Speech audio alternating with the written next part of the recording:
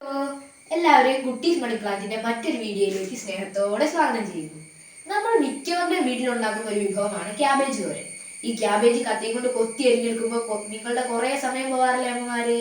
അപ്പോൾ എൻ്റെ അമ്മയ്ക്ക് ക്യാബേജ് അരിഞ്ഞെടുക്കാൻ കുറച്ച് സ്പീഡ് കുറവാണ്. അപ്പോൾ എൻ്റെ അമ്മ അതെങ്ങനെയാ എളുപ്പത്തിൽ ചെയ്യുന്നത് നമുക്കൊന്ന് കണ്ടു നോക്കാം. ഇത് കഴിക്കാനുള്ളതായതുകൊണ്ട് ക്ലീൻ ചെയ്യണ്ടേ, പക്ഷേ ക്യാബേജ് കഴുകാനും പറ്റില്ല. അപ്പം അമ്മ എന്താ ചെയ്യുന്നതെന്ന് വെച്ചാൽ അമ്മ ഇത് ചെറിയ കഷ്ണമാക്കും. എന്നിട്ട് ഓരോ ഇതളും അടർത്തി നോക്കും. അതെന്തിനാണെന്നറിയാവോ? അതിൻ്റെ ഇടയ്ക്ക് എന്തെങ്കിലും കീടങ്ങൾ ഇരിപ്പുണ്ടോയെന്നറിയാൻ.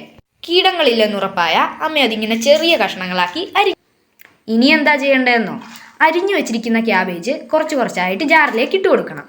ഇത് ചെയ്യുമ്പോൾ ഒരു കാര്യം ശ്രദ്ധിക്കണം, ജാറിന് നനവ് ഉണ്ടാകാൻ പാടില്ല. ഇനി മിക്സി ഓൺ ചെയ്തിട്ട് വിപ്പ് ചെയ്തെടുക്കണം.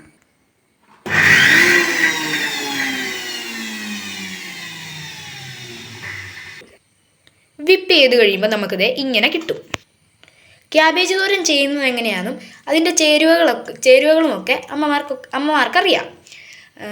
അതിൻ്റെ ടേസ്റ്റ് കൂട്ടാനായിട്ട് എൻ്റെ അമ്മയുടെ ഒരു ചെറിയ ട്രിക്കുണ്ട്. അതെന്താണെന്ന് നമുക്കൊന്ന് നോക്കാം. അത് വേറൊന്നുമല്ല, ഒരു ചെറിയ കഷ്ണം ഇഞ്ചിയാണ്.